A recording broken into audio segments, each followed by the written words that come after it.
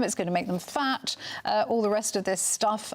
It's the nanny state once again on the march, isn't it? Is this a new thing? Because I don't remember ever taking a birthday cake on my birthday. We did too. Took a birthday cake. And I think some schools I've seen that have a fake birthday cake, which is not nearly as nice, with a fake cake with a candle on, so you sing happy birthday and blow out the candle. But you know, I love the way Jacob Rees-Mogg. European GB News presenter has waded into this row saying, well, my children's nanny sends little cakes into school for all the children. Absolutely. He said the nanny sends them in. Only socialists know what is acceptable and what isn't. He says only socialists want to stop such innocent pleasures. And I think there's a real point about that. One school, actually, Broxburn Primary in Harrow, is saying, don't send your child in with a cake. Donate a book to the school library instead. I mean, that is just not a good substitute, is it? Cakes? No, my kids are 1 and 3, so they're not quite at that age yet. But it'll happen. It does it. But I mean, it should, because there is. It doesn't have to be a big splodgy cake. It can just be something. But even if it's a bit of a treat, there's no way the calories of school birthday cake are the calories making people fat. No. Exactly. So we should focus on the big issues rather than ruining this fun. Well, yeah, I mean, I'm not a killjoy. I think kids should have a bit of fun. I just didn't know it was a thing. Yeah, it's all changed since my day. I think maybe it's the teachers who don't like the sugar rush the kids get afterwards, and they can't keep control in the classroom. GB News, the People's Channel.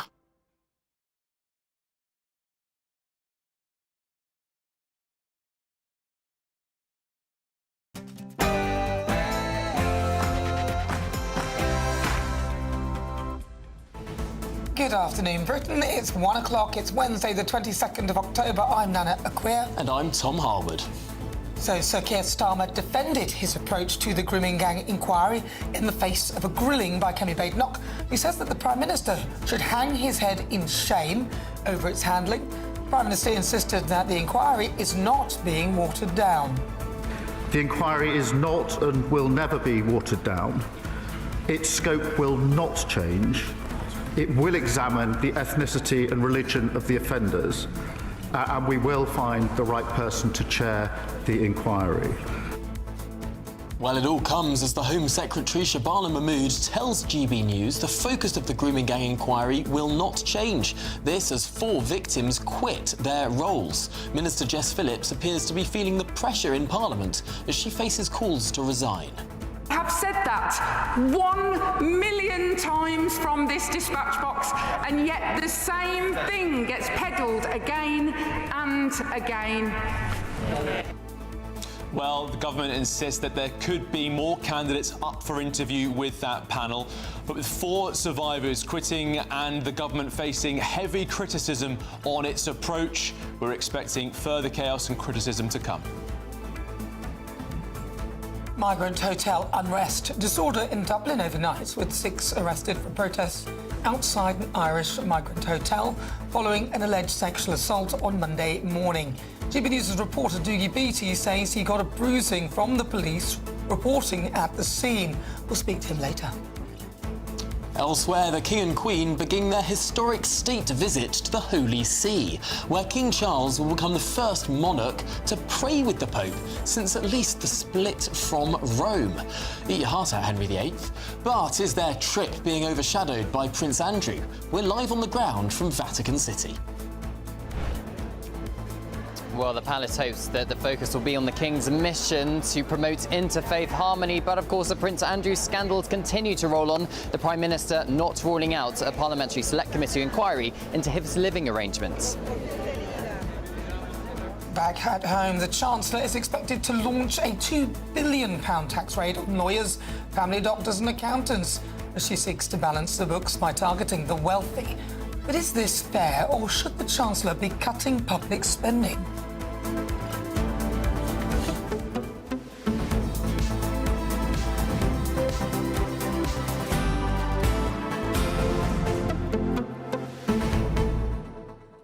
Now, you see, yesterday I pointed out where Jess Phillips, in my view, seemed to dismiss the fact that 2 of the victims, the survivors, had given their sort of view on what had happened, and she said that that's not the view of a lot of the others. So she kind of dismissed them in a way, and I knew I thought to myself, that doesn't sound good at all. Well, and since then, 2 more have subsequently resigned from that panel. The Prime Minister, of course, today saying they can come back at any time, but it doesn't sound like they want to. We'll be speaking to a man in the know. Charlie Peters will be with us very shortly indeed. But in the meantime, let's get your latest news headlines with Sam.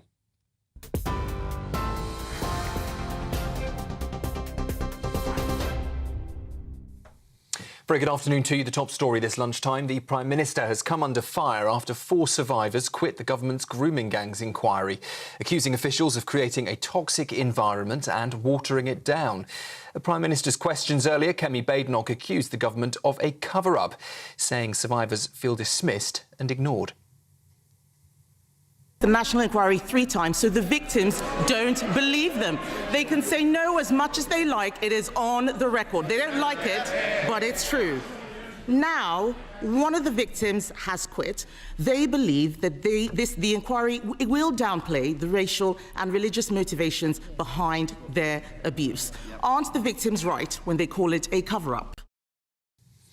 But Sir Keir Starmer hit back, insisting the inquiry will not be watered down and will examine the ethnicity and religion of offenders in full.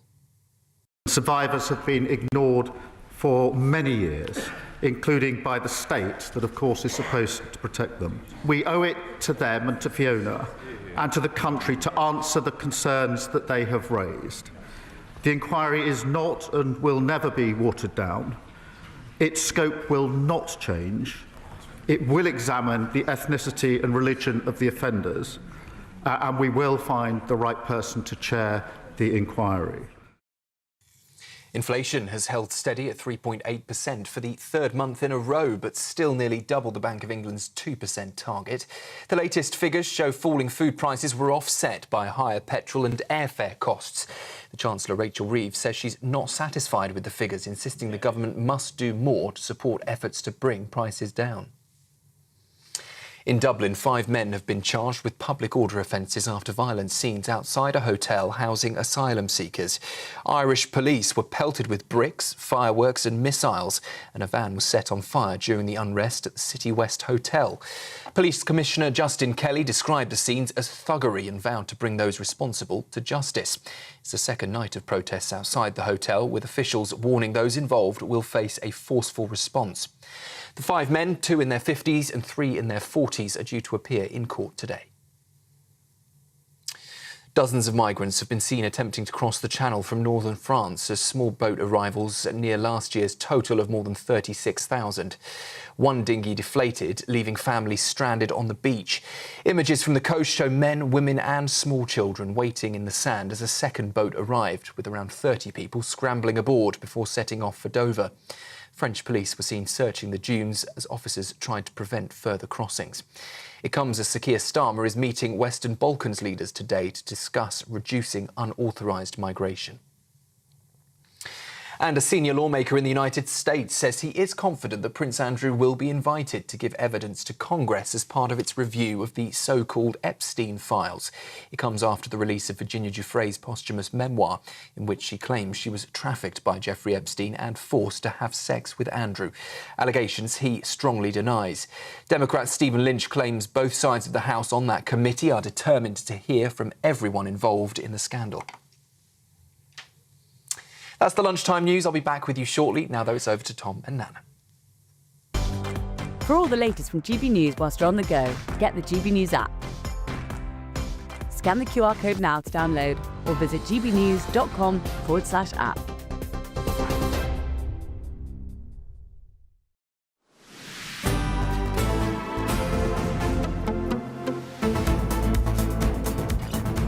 Good afternoon, Britain. Let's kick off with Christopher Hope in Westminster, who has some breaking news for us.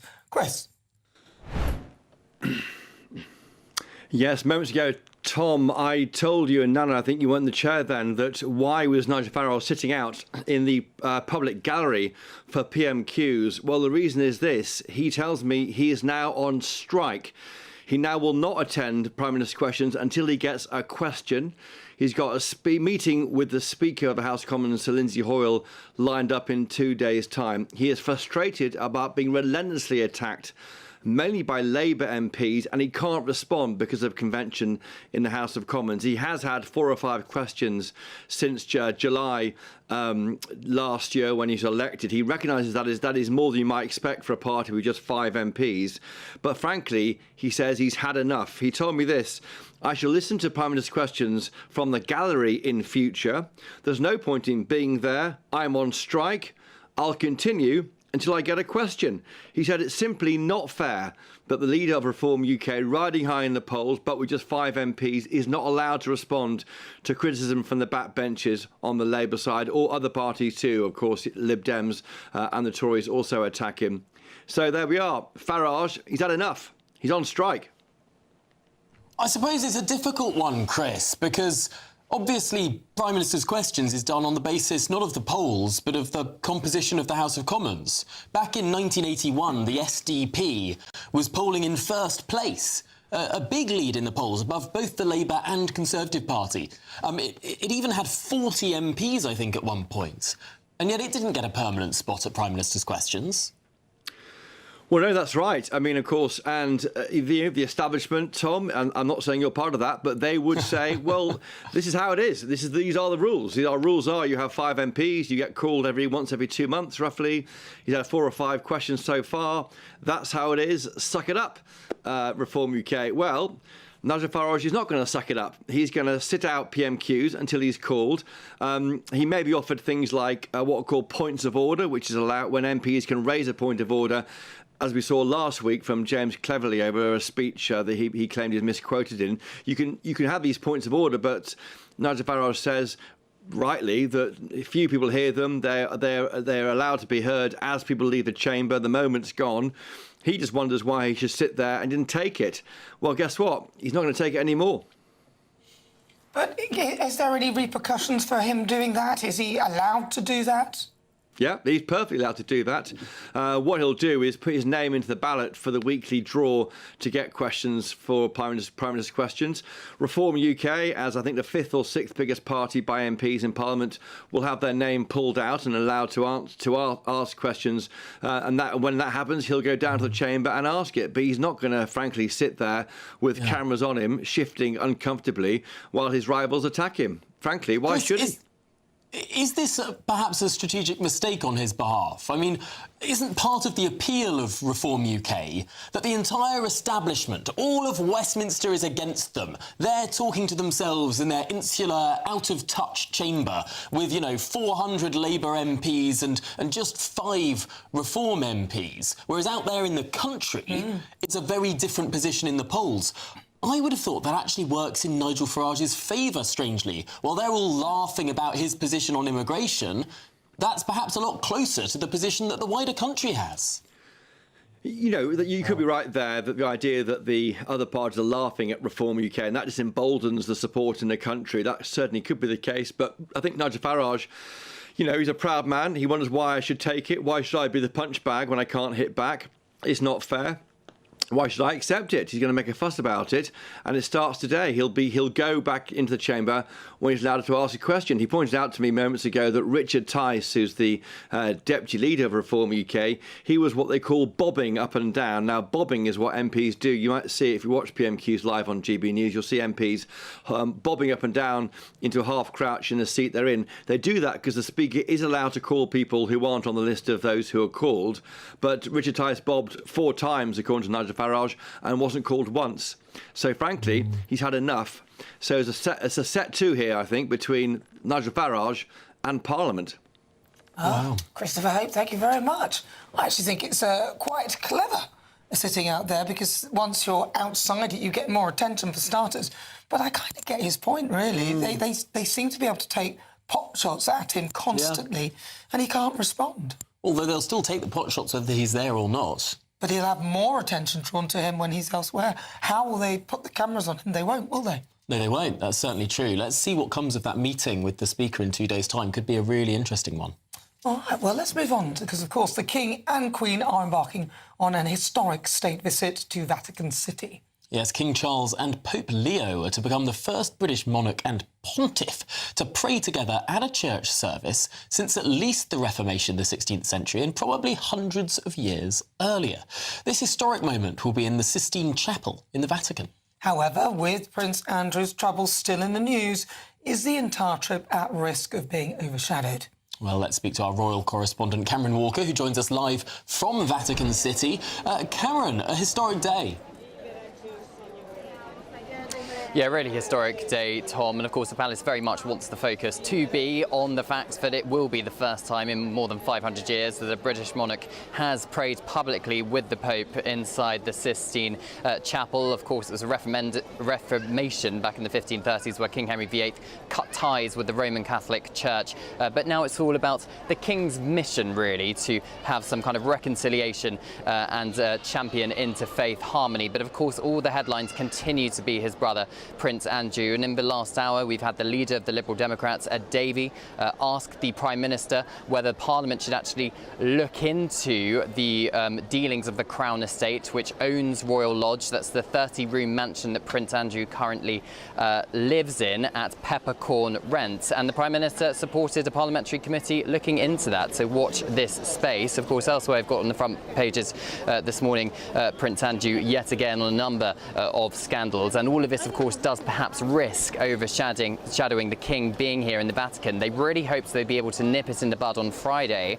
where Prince Andrew announced that he was no longer going to be using his Duke of York title. But the papers, of course, keep on going, as the public now, 80%, want Parliament to officially strip Prince Andrew of the Duke of York title. We've seen a private member's bill be lodged today from the local York MP wanting that to happen.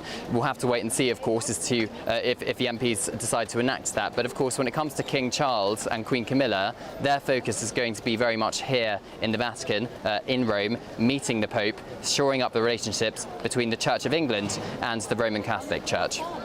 All right, Cameron Walker, thank you very much. He's live from the Vatican. Slightly rainy Vatican, which I don't really associate Rome with rain, but I suppose it must.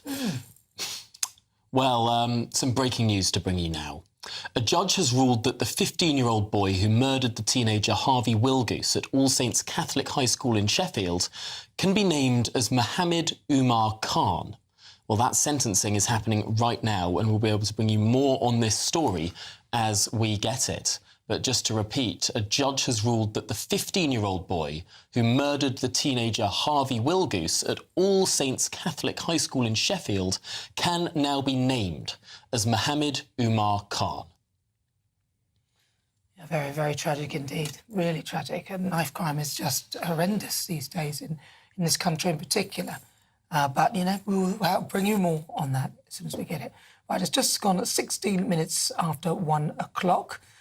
We'd love to hear all your thoughts on the topics we're discussing. gbnews.com/your say. I think it's important that the judge has made this ruling in this, during this ruling, that this person can be named. Yeah. I think a lot of distrust with the authorities, with the judiciary, has been in cases like Mohammed Umar Khan, as we're talking about now, like Axel Ruda Cabana for many days when we couldn't hear the name of that person. That bred distrust. Of course. And I think perhaps we need to move to a new sort of stage of thinking where instead of hiding the names of these suspects or these accused or these people on trial even, we perhaps have much more open justice. Do you think? I actually think, if they've been found guilty, then yes. Yeah. But the thing is, again, I'm against the naming of people who are kind of coming into potentially being prosecuted for something, because if it's not them or they're found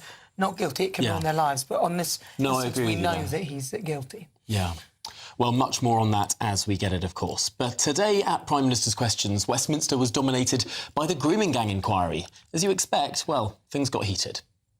Labour never wanted this inquiry. We demanded it. It has been Labour-run councils, Trafford, Bradford, Blackpool, that tried to suppress the truth.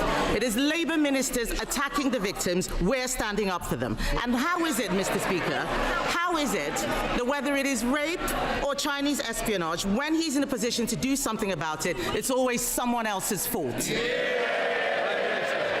Mr. Speaker, my priorities are listening to and standing up for the survivors. That's why we're doing the work on the inquiry. That's why we've reopened the criminal cases, why we brought in mandatory reporting. But I would gently remind them they had 14 years in office. Well, all of this comes as Jess Phillips is facing calls to resign from some victims, with GB News revealing last night that a fourth survivor had quit a panel for the national inquiry. Well, let's speak to our national reporter now, Charlie Peters, who has more for us. Charlie, this is becoming quite a significant political story.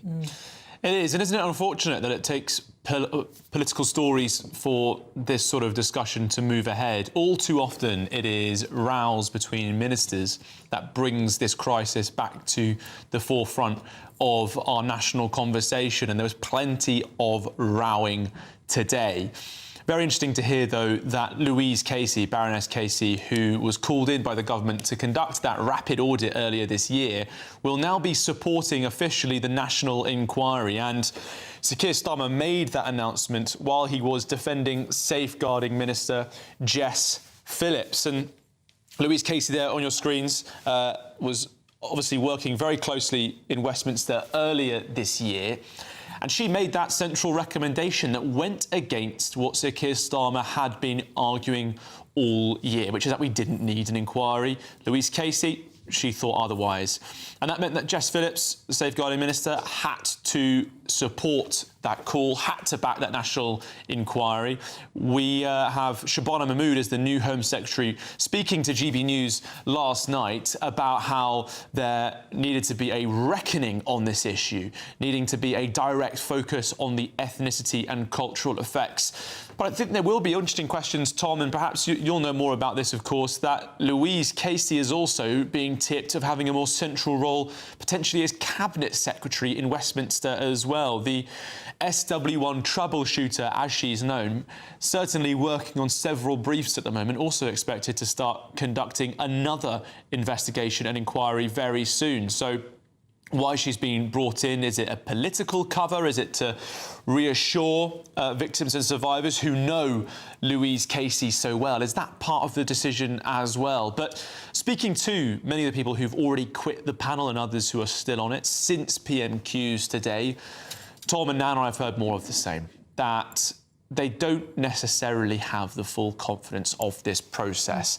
that their concerns have not been directly addressed. And when Kemi Badenoch, the Conservative leader, raised the allegation of lying, which is the most serious allegation, I think, about Jess Phillips, that she had lied to the survivors, that they sort of accused them of lying, rather, had accused Fiona Goddard from Bradford of not telling the truth when she expressed her concerns about the expansion of the terms of reference. He didn't deal with that directly, the Prime Minister. And Lindsay Hoyle, the Speaker, he said that Badenoch should not have even talked about lying, even though that was not a direct quote. So it seems, Tom and Nana, that I think the key question towards Jess Phillips in all of this, which is that she suggested that claims about the expansion of an inquiry were untrue, even though we had evidence to prove that the survivors were asked if they wanted it to look beyond the specific issue of grooming gangs. That central problem, that allegation that the survivors had lied, as they see it, that wasn't really raised today. The Speaker stepped in to sort of prevent it being put towards the Prime Minister. Interesting. Charlie Peters, thank you very much. I was just pondering on this with Jess Peters' situation. Jess Phillips, sorry. You can be a minister without being an MP. So perhaps Keir Starmer's looking at Baroness Casey and wondering if he can move her in to become Safeguarding Minister or something like that. Well, if she's doing that, then shuffle Jess Phillips out. Well, then because people are talking about bringing her into number 10. She's already running the social care inquiry. She's going to be a minister into doing Jess Phillips' job. So she's going to have more jobs than George Osborne. I think a lot of them have second jobs. I think she'll be fine with it. This is Good Afternoon Britain on GB News. Lots more coming up on today's show. Well, the Chancellor is expected to launch a £2 billion tax raid on lawyers, family doctors and accountants as she seeks to balance the books, targeting the middle classes. Is this fair, or should the Chancellor be cutting public spending instead? Stay tuned, all of that and more to come. You're with GB News, Britain's news channel.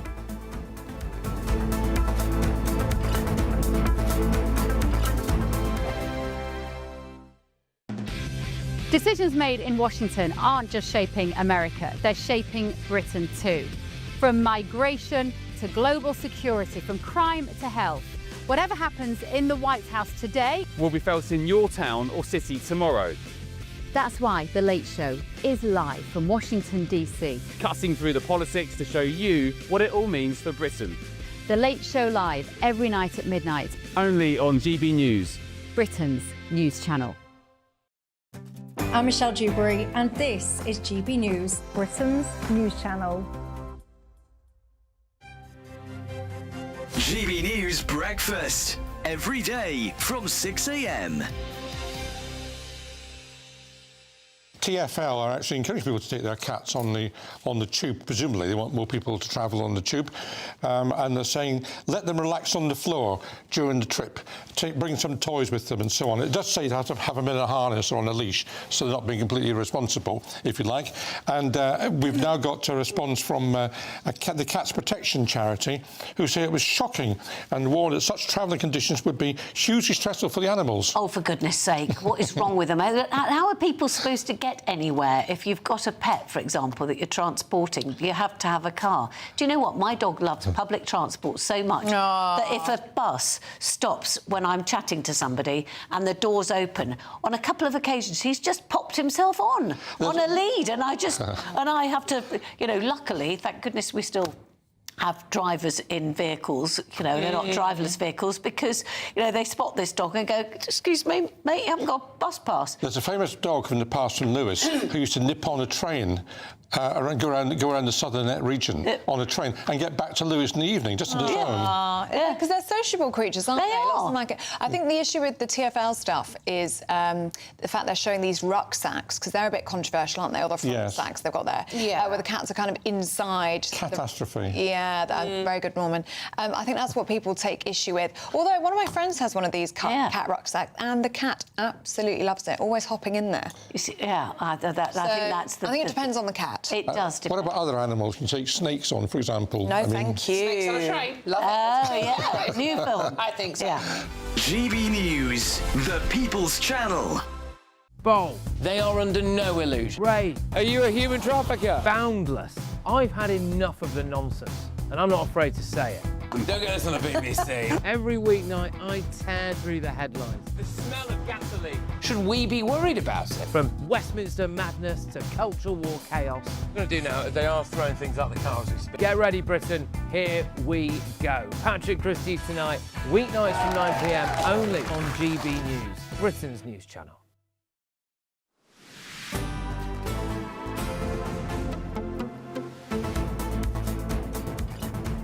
Good afternoon, Britain. It's 25 minutes past 1.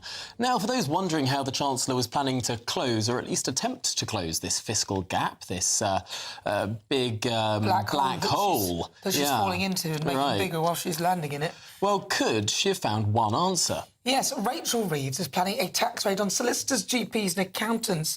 Now, I don't know whether they're people's favourite people, you know what it is. Some people think, yeah, great. But I still think there's a level of unfairness here. Basically, if you use limited liability partnerships, which offer a significant tax benefit, then she's after you. Well, is this fair? Should the Chancellor be looking at raising taxes at all, or just cutting some of that ballooning government spending? Well, let's discuss this with the CEO and principal solicitor at Privatus Law, Ivan Sanson.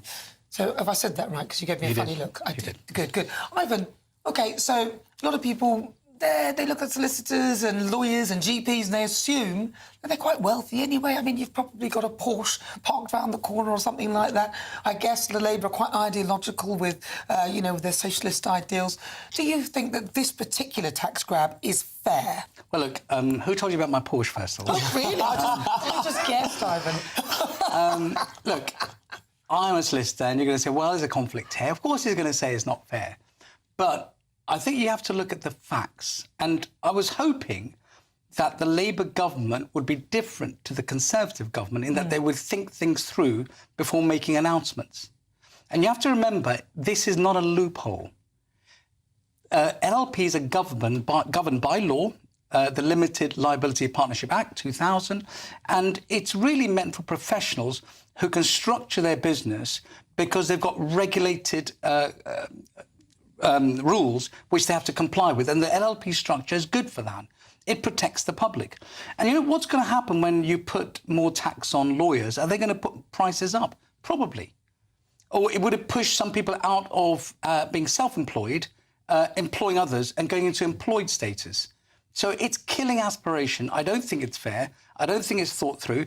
And it's not even tax efficient to be LLP. It's more tax efficient, in my view, to have a limited liability company rather than have an LLP. Right, because a company tax rate is, what, 26% as opposed to an LLP tax rate, which is... Well, it depends how much you earn, but it could be as high as the high rate tax. Right. Because LLP members are self-employed, just like a plumber or electrician, like everybody else, if they are considered like sole traders for tax reasons. But it means you can offset things against it. So therefore, you can offset lots of things. You can offset bits of that Porsche. You can offset all kind of tax.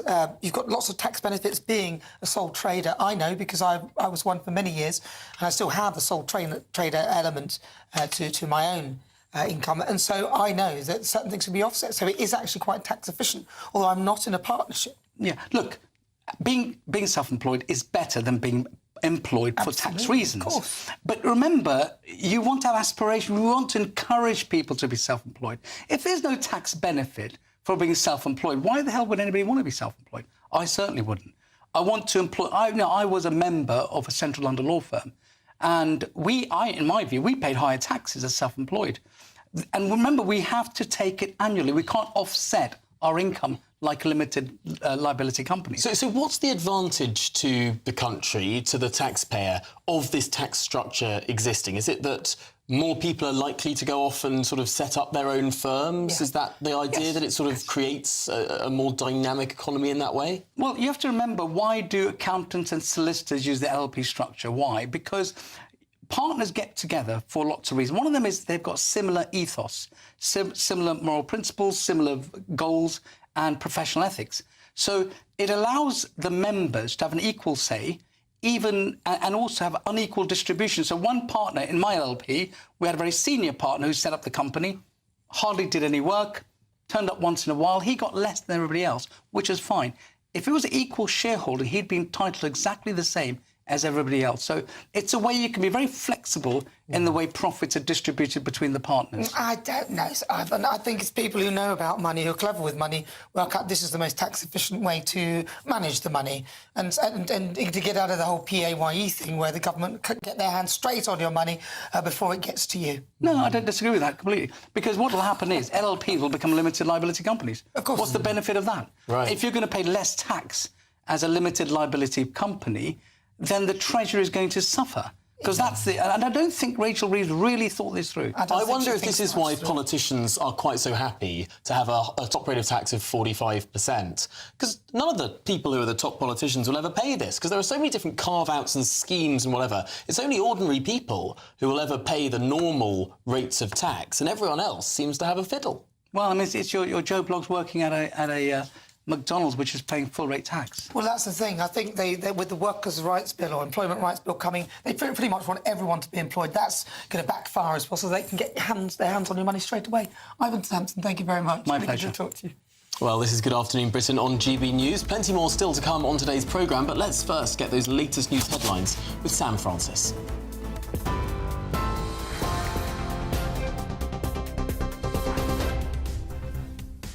Very good afternoon to you. Just after 1:30, the top story this lunchtime. 4 survivors have quit the government's grooming gangs inquiry, accusing officials of creating a toxic environment and watering it down. At Prime Minister's questions, Kemi Badenoch accused the government of a cover-up. But Sir Keir Starmer hit back, insisting the inquiry will not be watered down and will fully examine the ethnicity and religion of offenders. Inflation stuck at 3.8% for the third month running, still nearly double the Bank of England's target. Benefits will rise by the same rate next April, while pensions go up by earnings instead. In the US, lawmakers say Prince Andrew is sure to be invited to give evidence to Congress over the Epstein files. It's after fresh claims of Virginia Giuffre's memoir. Andrew denies any wrongdoing. In Dublin, 5 men have been charged after violent scenes outside a hotel housing asylum seekers. Vehicles were set on fire and officers attacked with fireworks and bricks. They're due in court today following last night's unrest at City West Hotel. In Ukraine, Kyiv says it struck a major Russian chemical plant with UK-made Storm Shadow missiles. Hours later, Russian attacks killed 6, including 2 children, in retaliatory strikes. And Eurostar's going double-decker. 30 new 2-tier high-speed trains have been ordered, the first of their kind through the Channel Tunnel, with passengers climbing aboard from 2031. Those are the headlines. I'll be back with you for a full roundup at 2. You can now watch GB News live across the United States of America and the world on Truth Plus. Scan the QR code to find out more, or visit gbnews.com/truth.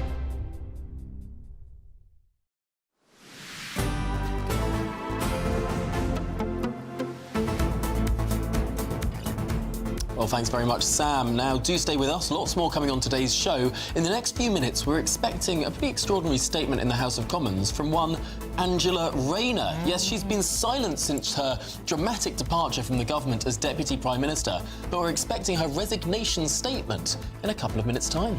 But also on the way, disorder in Dublin overnight as 6 people are arrested for protests outside a hotel housing migrants following an alleged sexual assault on Monday morning. Well, all of that and so much more to come on this busy programme. You're with GB News, Britain's #1 news channel.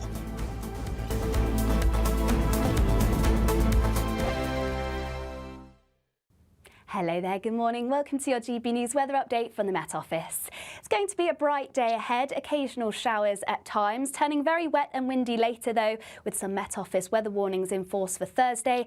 And it's all due to this area of low pressure slowly skirting its way towards the Atlantic. This has actually been named by the French Met Services as Storm Benjamin. But for the time this afternoon, it should be mostly bright. It's almost the calm before the storm.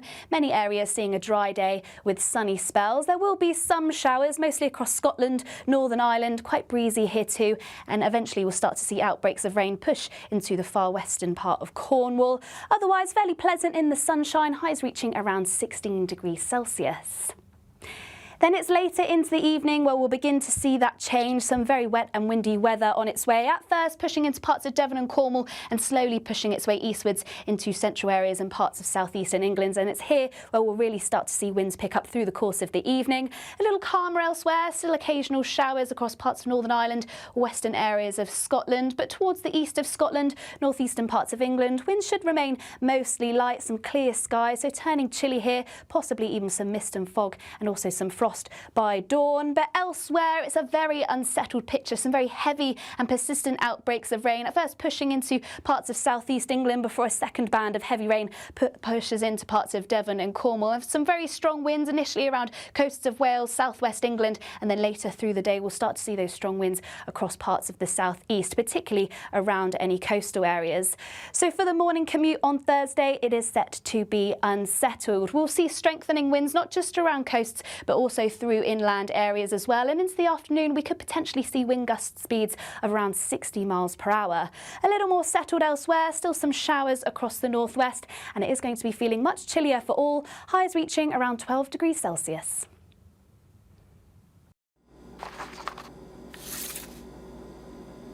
Crash Law 24 sponsors GB News Traffic and Travel Report. Good afternoon, this is the latest AI travel news from gbnews.com. Current disruptions on UK roads include delays on the A38 northbound between Burton-upon-Trent North and the A5132, the A14 westbound in Northamptonshire between junctions 2 and 1, and the M1 northbound in Bedfordshire due to a lane closure between junctions 12 and 13. The M5 northbound exit slip at junction 12 in Gloucestershire also has closed lanes due to a broken down vehicle. And on the trains, expect disruptions on cross-country services through Exeter St David's and on the Gatwick Express between Haywards Heath and Brighton. For more travel news, go to gbnews.com. Crash Law 24 sponsors GB News Traffic and Travel Report.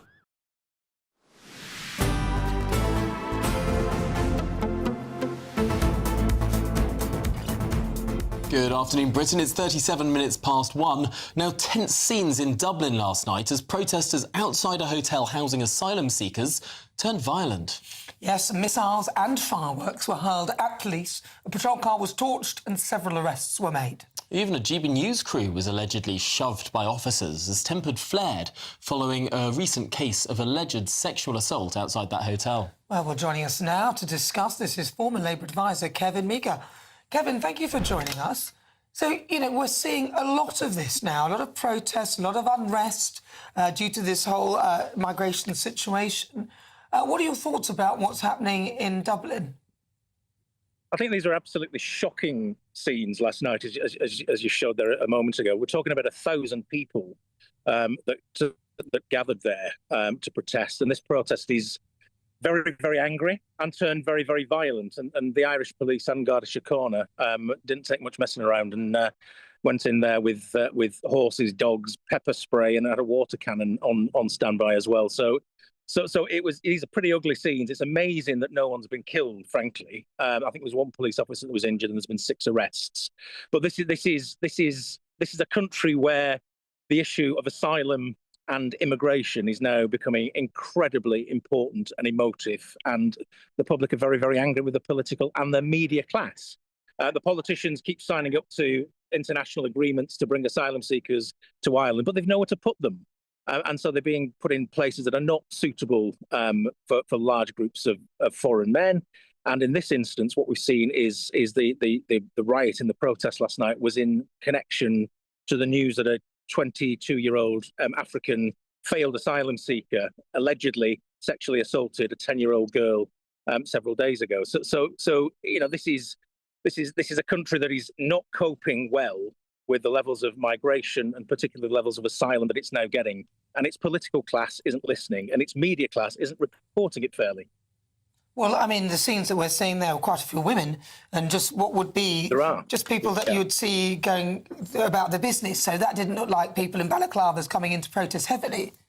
Absolutely. No, I wonder, though, I mean, we're seeing these flashpoints more and more and more at these centres. And, of course, we're talking about an alleged event outside this particular hotel, but we have seen confirmed attacks, sex attacks on young girls in hotels in England, and protests that have spun up around that. I mean, it does seem very, very strange that governments, not just in this country, but in Ireland too, continue to persist with this policy of putting people from very foreign cultures, usually young men, concentrated in one hotel, hundreds of people sometimes, with then nothing to do all day, but spill out into the community and allegedly cause trouble. It's the disconnect between, a kind of a liberal political class. And it's, that can be different political persuasions. So liberal political class that just is not listening to the public it's there to serve. I mean, 3/4 of the Irish public, very much like the British public, say that as far as they're concerned, immigration has gone way too far and they want a lot less of it. And asylum is a particularly difficult aspect because, of course, you're not making a case that, you've got some immigrants that have come into work in your health sector or vital industries or whatever. These are people that have claimed asylum somewhere in Europe, and Ireland, because it's in the European Union, has taken its share. That's the context here. So you've got an Irish political class, ministers probably looking for big international jobs down the line, that are very happy to sign up to. Kevin, we're going to have to leave it there. I'm sorry, we've got some breaking news. Kevin Marr, former Labour advisor, thank you very much. We're going to go live to the House of Commons where Angela Rayner is making her resignation statement. And accountability. And it is what the public expects, and it is the price we pay for the privilege of service. That's why I referred myself to the independent advisor and gave him access to all of the information he needed. As I set out then, parents of a disabled child with a trust who divorce and seek different properties face a complex tax position.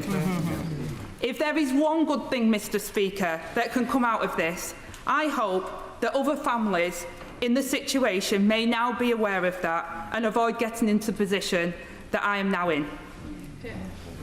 I am, of course, corresponding with the HMRC and they have my full cooperation. There is no excuse not to pay taxes owed, and I will do so. This This was an honestly made mistake, but when you make a mistake, you take responsibility. Yeah. To serve at the highest level of government was a privilege, not for the title or the office, but for the chance to change the lives of the people I grew up with and live alongside. Yeah. Every day, I work to serve those same working class communities. In every decision that I made, I thought of them. Exactly. I know the power of politics, Mr. Speaker, to change lives because it changed my own. The last Labour government gave me the foundation to build a better life for me and my young son. A council house to support me, Sure Start to help me raise my kids, and the security of a minimum wage. A good job and decent, secure home is not too much to ask. Exactly. Yeah. But for too many, it is out of reach. Yeah. That is what I was determined to change. For the people, all of us on these benches are fighting for, and we must keep fighting for. That's why, despite the fierce criticism and the relentless lobbying from vested interests, I'm so proud, Mr. Speaker, that within weeks, our landmark employment rights bill will become law. Yeah. It's a game changer for millions stuck in insecure and low-paid work. Yeah. It will give them dignity and security that they deserve. Now, Mr. Speaker, there are those that say we can't afford to deliver new rights for working people, and I say we cannot afford not to. Yeah. Yeah. Labour is at its best when we're bold, and I've been so proud to work alongside some of the trade unionists who nurtured and supported me to deliver the biggest upgrade to workers' rights in a generation. Yeah. This is a personal statement, Mr. Speaker. But the trade union movement taught me that it's not about yourself, it's about us. Yeah. It's about who we're here for. And everything that I've done has been an endeavour for us, for our people who elected us and who we serve. As Secretary of State for Housing, it was my solemn duty to the Grenfell Tower inquiry. It is difficult to think of a more humbling experience. A stark reminder of what happens, Mr. Speaker, when we forget who we're here to serve. It's been a privilege to work on behalf of those families, and it's why this government will pass a duty of candour. Make no mistake, the Hillborough law is for the 97 and their families. But it's also for the sub-paymasters who endured the Horizon scandal, the victims of the infected blood, and those who died or whose lives were changed forever in the Grenfell Tower fire. A line in the sand that says the public will always come first. And I'm also incredibly proud that this Labour government provided the biggest investment in social and affordable housing in a generation. It was the foundation of a decent home that gave me the security to build my life on. Now we must provide a safe and decent home to millions of people across this country. And when our Renters' Rights Bill returns to the House this afternoon, we will give a generation of renters the protections, the security and the rights that they deserve. From votes at 16 to historic investment in homelessness prevention, neighbourhood renewal to fair funding for the whole country, and putting power back where it belongs, in the hands of working people everywhere. I was proud to lead, but we achieved together.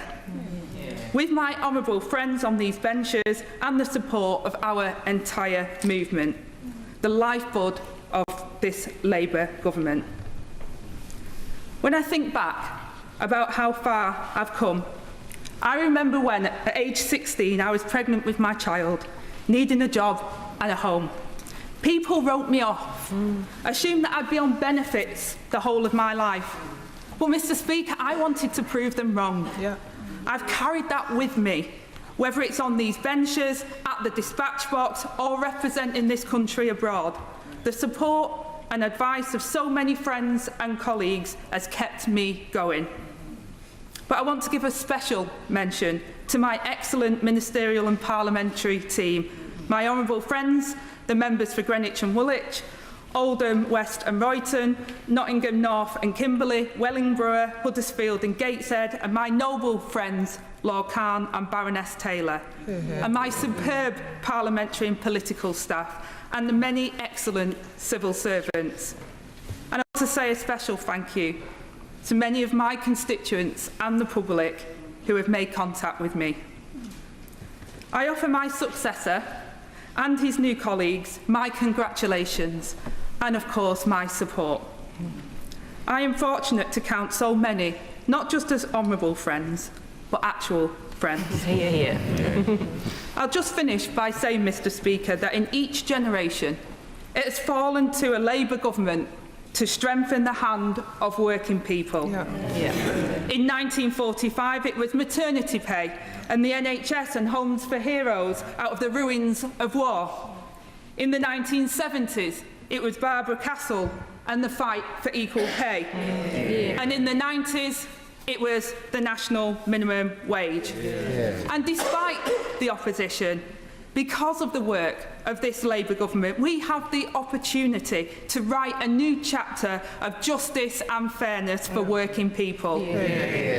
Now, Mr. Speaker, as tough as politics can be, it is nothing compared to what thousands of my constituents and this country face every single day. Backbench or front bench, elected office is not about us, but about our chance to change the lives of others. And from wherever I sit on these benches, I will fight with everything I have to do exactly that. I will just let the chamber clear one before I come to the punch forward that's coming for those who are leaving. Well, there we have a fascinating speech from the former Deputy Prime Minister Angela Rayner speaking to a very busy Labour bench. Now, none of those individuals, none of those MPs had to be there for this speech. They've all chosen to be there, included in their number, Rachel Reeves, the Chancellor, and the Education Secretary, Bridget Phillipson, a sort of show of support there for Angela Rayner. Interesting, though. I didn't think she looked a bit slimmer. To me, she looked quite pale. She looked quite remorseful. She looked quite sad, really. And she did go on about how someone like her got to a position where she did and how proud she was. And she reiterated that it was a mistake, but she should pay the price for such a mistake as that one. I don't know. I mean, I don't know. I like Angela Rayner in the sense I've met her before. She's very vivacious and very kind of full of energy in life. And I just kind of feel a little bit sorry for her, but she did break the rules, unfortunately, break the law, and that's the way it goes. Shall we speak to GBNews' political correspondent, Catherine Forster, who joins us now? Catherine, so should we just... I'm sure you got to see that. Angela Rayner, her resignation speech. Yes, we think of her as being very strong, very feisty. It was a rather different Angela Rayner, wasn't it? Very sorrowful, I think, her voice shaking at times. It was clearly a very difficult speech for her to make. A few weeks have gone by since she had to stand down. Of course, there was a massive reshuffle as a result. Shabana Mahmood, the new Home Secretary, one of the winners as a result of that. And a couple of things that she said really struck me. The first of all was she was talking about how complicated her situation had been. She's got a very severely disabled child, we know, something she doesn't normally want to talk about. She was also going through a divorce. She was saying how complicated the situation was, but clearly she had made a mistake, but also saying how proud she is of what the Labour Party have given her. And I thought her voice broke when she talked about being, a single mother at 16 and that people had written her off and that she spent her whole life trying to prove them wrong. She was keen, too, to say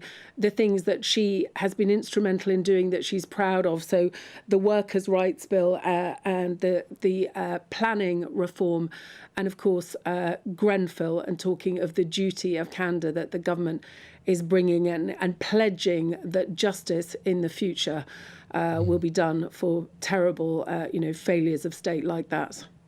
Really interesting to see such a show of support from her, from her colleagues, particularly Northern MPs sitting on those benches. I mean, probably more than 100 people there supporting her. Quite a faction there behind Angela Rayner within Parliament. Perhaps I think David Lammy was there as well, because she said as her replacement, and she's alluded to him, so presumably because he's Deputy Prime Minister. Is what certainly. So he must have been there too. An incredibly influential figure, despite no longer being in the government. But Catherine, while you're with us, some breaking news, some extraordinary breaking news about what's gone on in the Channel today. Yes, you really couldn't make it up, could you, this? So what happened was I was in the briefing for political journalists after Prime Minister's questions with the Prime Minister's official spokesman, and this story was published in the Guardian newspaper, that a man who had crossed the Channel illegally and been deported back to France under the government's new flagship pilot, very small at the moment, 1 in, 1 out returns agreement with France, had in fact come back to the United Kingdom again illegally on a small boat. Really quite astonishing. Now, Number 10 hadn't heard about this till we told them. They said, you know, there is no silver bullet. They referred to all the different things that they're doing. Of course, there's this summit that the Prime Minister is hosting today, and Western Balkan leaders. It's not a challenge that we face in the UK alone, but we have asked the Home Office of the specifics of what would happen here, because Number 10 said, well, they thought they'd be deported immediately, but we'd have to check. And the Home Office have basically said, yes, they have got somebody in detention. They will be looking to expedite his removal as soon as possible. And the Home Office have told us, we will not accept any abuse of our borders, and we will do everything in our power to remove those without the legal right to be here. Individuals who are returned to us under the pilot and subsequently aim to re-enter the United Kingdom illegally will be removed. And of course, they go on to mention that France is a safe country. Now, the migrant in question apparently has told the Guardian newspaper that he didn't feel safe in France, that he's now claiming to be a victim of modern slavery at the hands of the people smugglers, who he says, you know, are fundamentally very bad people, and they have knives and they're very threatening. And a charity in France has said that many of the people who've been returned are appalled to find themselves back in France, where they are not treated very well at all. I think just worth, I hear you laughing, Nana, the numbers of this deal, this 1 out, 1 in. The government managed to send 16 people back last week. I think they've sent a total of 42 people back so far, and I think we have taken 23 people in return. The Conservatives making hay with this, of course they would. Kemi Badenoch basically saying, oh, well, will we have to take 2 back now in exchange, saying that Labour are in chaos and too weak to do anything about our borders. Catherine, just the most extraordinary, frankly comical story. Someone who's claiming he's a victim of modern slavery, paying people to take him back to the country that he's just been deported from. I mean, it makes a complete mockery of this system. But Catherine Forster, thanks indeed for bringing us all of that. That was just the most extraordinary story there. How many more of these people who we expensively send back to France are just going to hop on another boat? Well, of course, the Home Office made a statement which Catherine read out for us. Oh, wonderful. Yeah. This is Good Afternoon, but not on GB News. Lots more coming up on today's show. Do not go anywhere. There's 2 weeks remaining in our latest, greatest giveaway. You could be in the driving seat of this Benamar Primera motorhome. This luxurious home from home comes with all the mod cons. Plus, you can use it with your current driving licence. We'll also boost your bank account with a whopping £30,000 in tax-free cash to spend on anything you like. It only takes 1 entry to become a winner. For another chance to win, text WIN to 63225. 1 entry costs £2.50 plus 1 standard network rate message. Or text BONUS to 6 063 225. 5 entries cost £5 plus 1 standard network rate message. Go to gbnews.com/win. Entries start at £2.50. Call 0903 686 3232. Calls cost £2.50 plus your network access charge. Or post your name and number to GB16 PO Box 8690 Derby DE1 9TT. UK only. Entrance must be 18 or over. Lines close at 4 p.m. on the 31st of October. Please check the closing time if listening or watching on demand. In the GB newsroom, we bring you the news as it happens. With our team of dedicated journalists across the UK, we're ready to keep you up to date with what's happening every half an hour, every single day. Bulletins here on GB News, the People's Channel, Britain's news channel. Mornings don't have to be tiresome, especially if you have the right company. Wake up to news as it happens, opinion and debate, and of course, a little bit of entertainment too.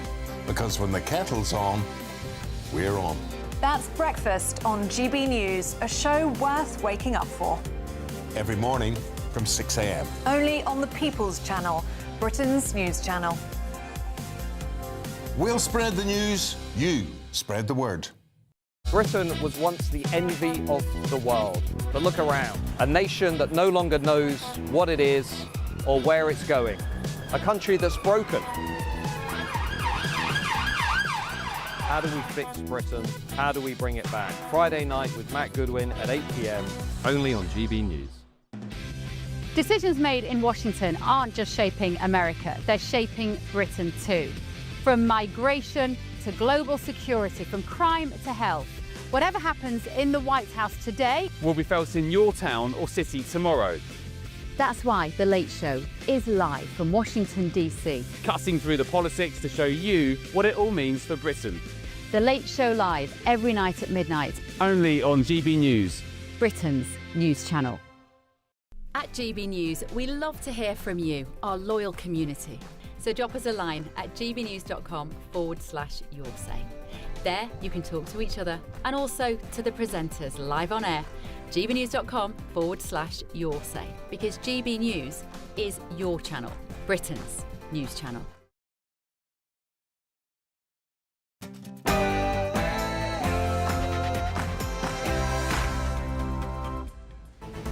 Good afternoon, Britain. It's 2 o'clock on Wednesday, the 22nd of October. I'm Tom Harwood. And I'm Nana Akua.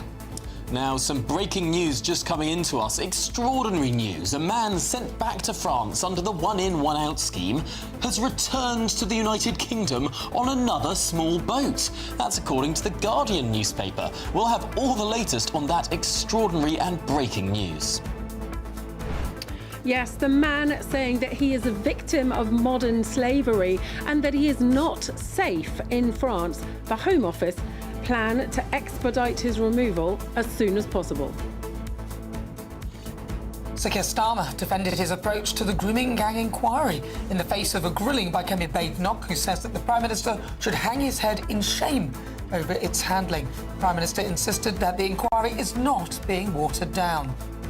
The inquiry is not and will never be watered down. Its scope will not change.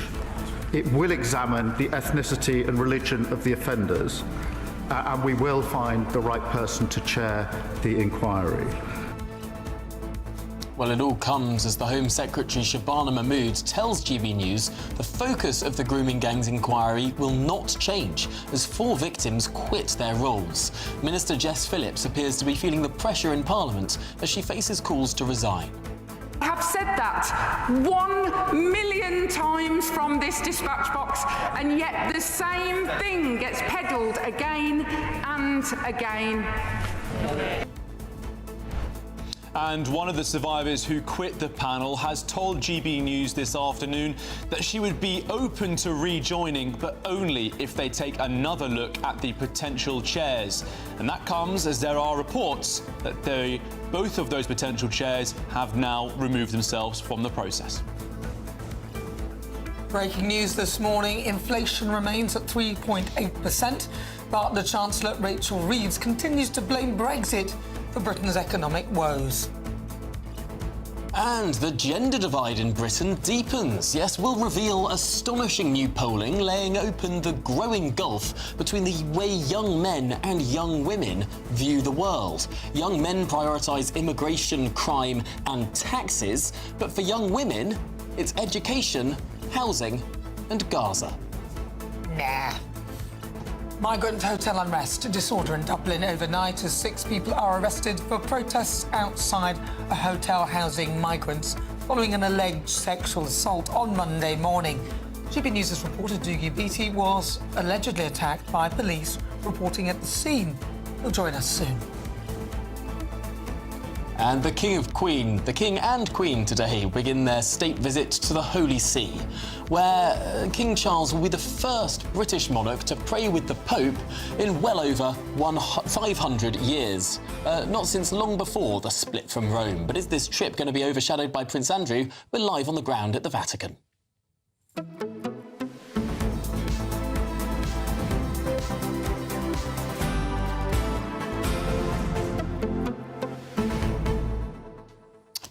Now, you see, I just find it quite incredible that the person who was sent back has gone back on a dinghy. This one in, one out is literally exactly that, actually. It's one in and then one out.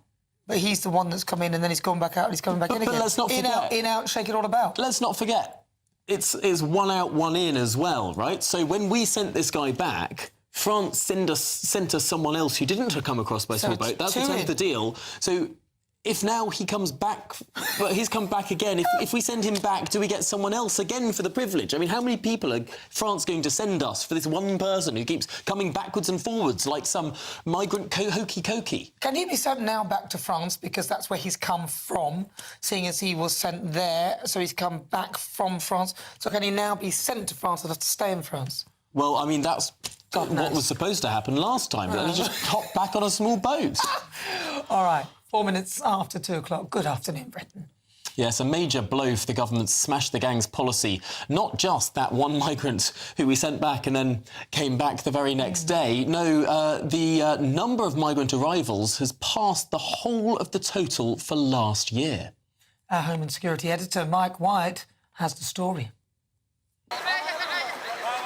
Month after month, the criminal people smugglers have pushed small boat migrants out into the Channel in record numbers. It's left this government's promise to smash the gangs in tatters. To smash the gangs, smash the smuggling gangs. Smash the gangs. Despite unpredictable weather conditions over recent weeks, every time the winds ease enough for the waves to die down, the boats are back in the Channel. It's meant today's grim milestone was inevitable. The number of arrivals now already passing the more than 36,800 who crossed during the whole of last year. Well, these are shocking figures, and it shows that this Labour government has lost control of our borders.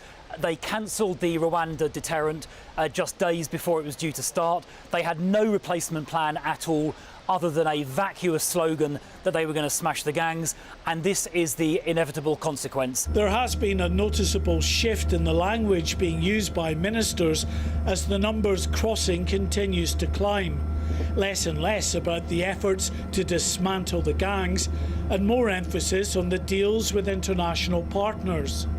However, the agreement to send small boat migrants back to France has only seen returns measured not even in the hundreds, but in the dozens. And the much publicised plan to allow French police to push back migrant boats seems to be going nowhere. Many months down the line, there's no sign of this new tactic. French police unions are urging officers not to implement the tactic for fear that they'll be blamed should something go wrong. The former head of Border Force says Labour is desperately in need of a proper deterrent scheme. I think it was a major error not to have at least given the Rwanda plan a chance when it was ready to go. And there's only so many times you can blame the previous government for your failures. Your legacy as a government will go down in these numbers, and the numbers at the moment are demonstrating that none of the current initiatives, at least so far, are having any real impact on the number of new arrivals coming across. The government says there are no quick fixes to this long-running, very visible crisis. But as the Conservatives found out to their cost, the public's patience for protracted solutions has long since been exhausted. Mark White, GB News. Well, a big thanks to Mark White for that extraordinary news. This year, I mean, we haven't even reached Halloween yet, and we're already more arrivals than the whole of last year. Gosh, it's not going well, is it? All right, well, let's cross now to GBNews' national reporter, Charlie Peters, who has a development for us on the grooming gang inquiry. Charlie. Well, Nana and Tom, yesterday we revealed that Annie Hudson, the former senior social worker and one of the two prospective chairs, had quit the process. It now transpires, and there are reports that Jim Gamble, a senior police officer, has also withdrawn from the running. Now, he met with survivors yesterday morning in a lengthy interview where he was questioned by several victims who were still engaging with the panel. I heard a mixed response from many of the people who attended that meeting. Some said because of his background as an experienced police officer in tackling organised child sexual exploitation, he had a senior role in central government on that, and also his role in Northern Ireland. They backed him to do a good job. Others pointed to perhaps some issues with an understanding of modern slavery law, some questions around that for Jim Gamble. But there are reports now that he has withdrawn from the process, leaving the grooming gang's national inquiry with no named interviews lined up and no named potential chairs, rather. However, I do understand that further candidates are set to be proposed and that survivors who are still engaging with the government, and there are still many of them on this panel process, have been asked to keep some time available tomorrow for some further proposed chairs. But it will be difficult for the government. They've been denying claims that their process is in crisis for two of the first potential chairs that were proposed to these victims and survivors withdrawing. One, Annie Hudson, withdrew yesterday before she even got to questions. And we understand, we reported yesterday that the victims on that panel were told directly that Annie Hudson, a former social worker who'd conducted senior roles in Bristol and also in the London Borough of Lambeth, she'd been concerned by media coverage over the weekend, particularly with many victims sharing their concerns about the scope of the inquiry. It comes after reports that also judges were concerned about engaging with the process due to the, quote, toxic issues surrounding the grooming gangs crisis all across the country. But now these reports that Jim Gamble has also withdrawn just a day after he engaged with that set of survivors. I should say, Nana and Tom, that not every single member of the inquiry panel was actually permitted to question them. On Monday, survivors had to submit their questions in advance of those two proposed interviews yesterday. They were also given some guidance on the sort of questions that they could ask, which they said was a form of stage management or manipulation. The Home Office sources told us that it was in order to prevent the duplication of questions. Tom Crowther, KC, who chaired the Telford inquiry, he said that when he had his own review process and met with people before taking on that role, there was no submission of questions, no screening, no management, as he put it. He just wanted to take questions directly from people and didn't need to be prepped in advance. And as I said, not all members of the panel being allowed to attend. I have heard this afternoon, since PMQs, from one of the survivors who quit the panel over the last couple of days. Her name is Jessica from Yorkshire. She said that she would actually be open to rejoining the panel. She told us this just in the last hour, if there is a change on the potential chairs. Well, it looks like that's guaranteed now, with two of the proposed names being withdrawn. But Jessica told us that she wanted a judge. However, Sir Keir Starmer, speaking at PMQs earlier today, said that he was taking advice from Baroness Louise Casey, who's now got an even more involved role in this inquiry, announced by the Prime Minister. Casey, he said that there shouldn't be a judge in charge of this because it would add to the time of the inquiry. She wants it to be time limited, just 3 years. He also argued, and this defence was not reacted to by the Conservatives. So I would say spoke a lot about this issue today, but didn't really get into the granular detail so delicately. He also said, Sir Keir Starmer, that having a judge would potentially prevent active police investigations going alongside this inquiry. Because, of course, one of the other recommendations that Louise Casey made was for Operation Beaconport, this national police inquiry, to be launched alongside the normal inquiry, the national inquiry that we're also seeing being conducted by the Inquiries Act 2005, that statutory national inquiry. So lots of concerns floating around, and Tom and Nana, you have to say that the government is desperate, I think, to get some good news on this national inquiry story, with so many concerns, fears and criticisms sneaking into the national conversation. But it looks like they're unlikely to appoint a chair soon, with both of the proposed names so far already withdrawing just 4 days after they were made public. Well, it's just an extraordinary situation, isn't it? Charlie Peters, thank you indeed for bringing us up to date with that comprehensive report there. Let's now get the thoughts of the political commentator Benedict Spence, joining us live in the studio. At least 4 individuals from the panel have taken themselves out of the process. Now, not one, but the only 2 people the government was considering to chair the process have withdrawn themselves. I mean, the wheels have come off the cars. They have. I'm not sure that we should be surprised by this, partly because, of course, one of the issues with trying to get any kind of answer to any kind of inquiry in this country is, as everybody knows, that these things are very complicated. They do take a very long time, and the very sensitive nature of this particular inquiry, I think, was always going to add to that. And, you know, without sort of trying to simplify it that much, this is why you can't sweep things under the carpet, because eventually you have to deal with the mess down the line. It ends up a lot more messy than it needs to be. What you have here is a situation where there is a breakdown increasingly in trust between the government and between other elements of the authorities and between the victims. The irony of that comes from the fact that this is a Labour government. Many of the people who are spearheading this inquiry are amongst the same people who were at the very forefront during the Me Too period of saying you must believe women. So to have a Home Office Minister like Jess Phillips accusing women of perhaps not being entirely forthcoming on certain things and contradicting them, well, straight off the bat, that's not a good look. Not that we should be doing things based on whether or not things are a good look, but straight away you then have the breakdown in trust with victims. So that's understandable. You have the toxicity around the topic, which is going to add to the sense of apprehension about those being asked to take part in this inquiry, to chair it. You can entirely understand why judges, quite aside from the legality or the time process, would be very hesitant to get involved in this because, of drill course, down on that. Sure. Are you saying that there will be people who might be minded to want to be involved in this, but are frankly, let's speak in plain terms about it, that these people are worried that they'll be called racist? Of course.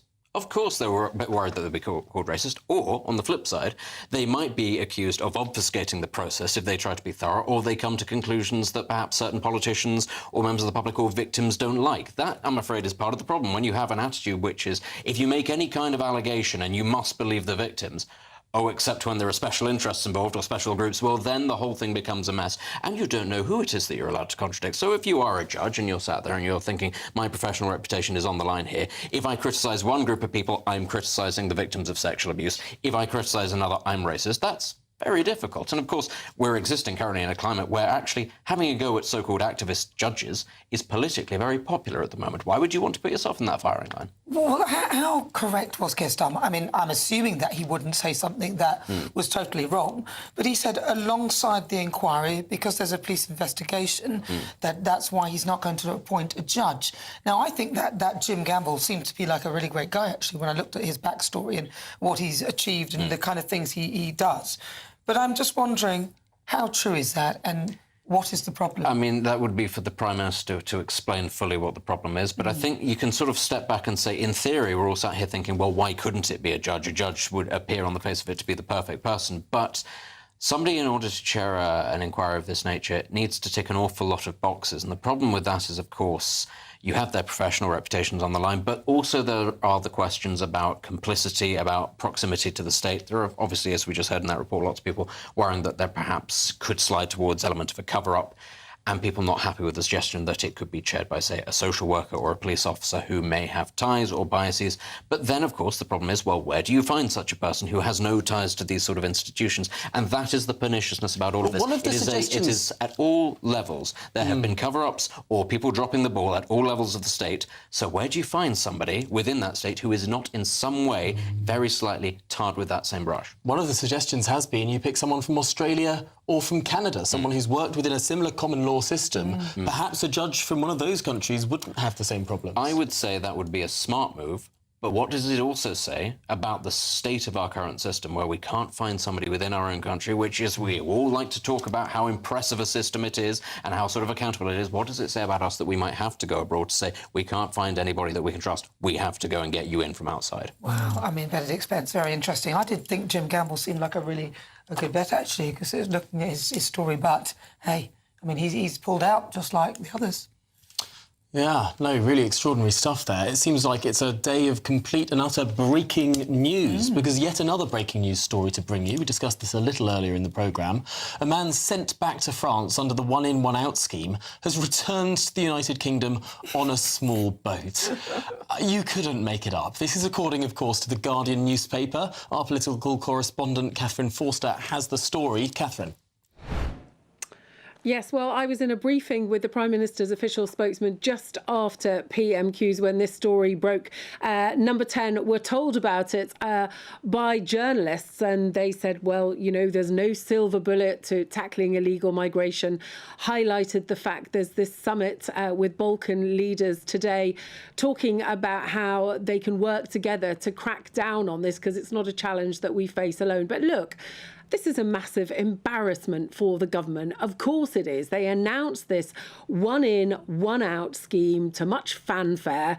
At the moment, I think they've managed to deport 42 people to France, and in exchange, we've taken 23. But this individual had come across on a small boat. The government had decided that he didn't qualify. He'd been sent back to France, and then he just basically got on another boat, come across the channel again, and is now saying that he wants to stay, that he's seeking asylum because he's claiming that he is a victim of modern slavery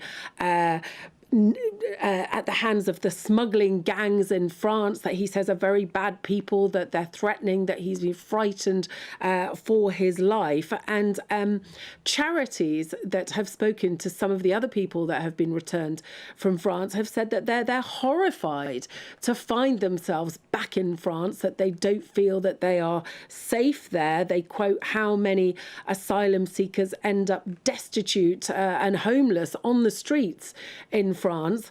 And also, of course, they're subject to the Dublin Agreement. Some of them, it turns out, their fingerprints are on databases of where they first came into the EU, so they may be sent back there. So they're deeply, deeply unhappy. But the Home Office saying, we will not accept any abuse of our borders. We will do everything in our power to remove those without the legal right to be here. Individuals who are returned under the pilot and subsequently aim to re-enter the UK illegally will be removed. And of course, they are keen to stress that France is a safe country, one of the richest, most prosperous countries in the world. Oh, Catherine Foster, thank you very much. You literally could not make this up. And the fact that The Guardian broke this just tells you exactly where we are with things. I mean, it doesn't take a genius, does it? I mean, all these complicated legalistic schemes where the government works really, really hard to send someone back, works for months on this, and all the rest of it all falls into place. And he ruins it all just by getting on another boat. Well, I mean, you couldn't make it up, but we could have told them that, couldn't we? All of us listening, watching, could have told the government that it was really a ridiculous idea. But right now, time is ticking on your chance to win the biggest prize of the year in our current Great British giveaway. There are only 2 weeks left to get your entry in. Here are the details that you need. There's 2 weeks remaining in our latest, greatest giveaway, and a prize worth over £104,000 really could be yours. You could be in the driving seat at this Benamar Primera motorhome. This luxurious home from home comes with all the mod cons, comfortably sleeps your family of 4, and comes fully kitted out with bicycle rack and side awning. Plus, you can use it with your current driving licence. We'll also boost your bank account with a whopping £30,000 in tax-free cash to spend on anything you like. It only takes one entry to become a winner, and that winner really could be you. For another chance to win, text WIN to 63225. One entry costs £2.50 plus one standard network rate message, or text BONUS to 63225. 5 entries cost £5 plus one standard network rate message. Go to gbnews.com/win. Entries start at £2.50. Call 0903 686 3232. Calls cost £2.50 plus your network access charge, or post your name and number to GB16 PO Box 8690 Derby DE1 9TT. UK only. Entrants must be 18 or over. Lines close at 4 p.m. on the 31st of October. The winner will be contacted live on GB News, week commencing 10th November. Please check the closing time if listening or watching on demand. Good luck. Good luck indeed. Yes, this is Good Afternoon Britain on GB News. Plenty more still to come. Yes, a gender divide deepens will reveal astonishing new polling, laying open the growing gulf between the way young men and young women view the world. All of that and much more to come on this, a busy day of news. You're with GB News, Britain's news channel.